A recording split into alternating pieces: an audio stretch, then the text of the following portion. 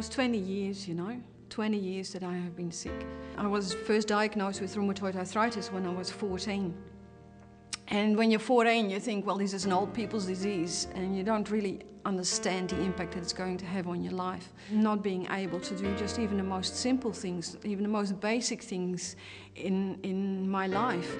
Things like holding my own babies, things like washing my own hair, things like writing and walking. Just all those different things that we all take for granted, and I couldn't do. So that left me very disillusioned, very much with a feeling of despair. And that was compounded by the fact that the doctor said to me that I would end up in a wheelchair. And it was like the bottom fell out of my world. It was like I had no purpose to live anymore. And I fell into quite a deep depression, not even wanting to live anymore. I was invited at a home group, and that was a home group with a difference. I'd never seen anything like it. I've never heard anything like it before.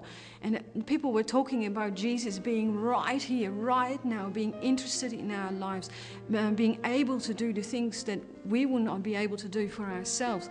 And it was just an amazing experience, and my soul was so thirsty. I was just drinking all this in. And at the end of the night, my friend said, well, let's just pray for Jeanette because she is in a lot of pain. And they placed their hands on me.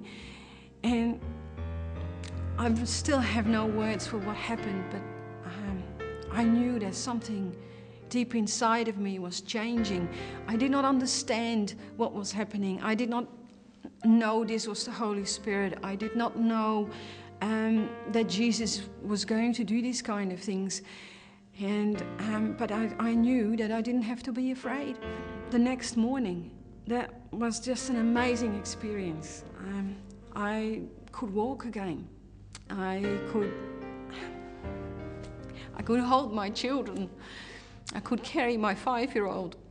I could open jars. I could hang up the washing. I saw my fingers being straightened out before me. And it was just an amazing experience that Jesus healed me. He healed me. And one of the most precious moments probably happened about 2 or 3 weeks after that, when our daughter gave our family's testimony to her class of just probably about 30 children. And one thing that she said was, what's the best that has happened? I can give my mum a hug now and it doesn't hurt.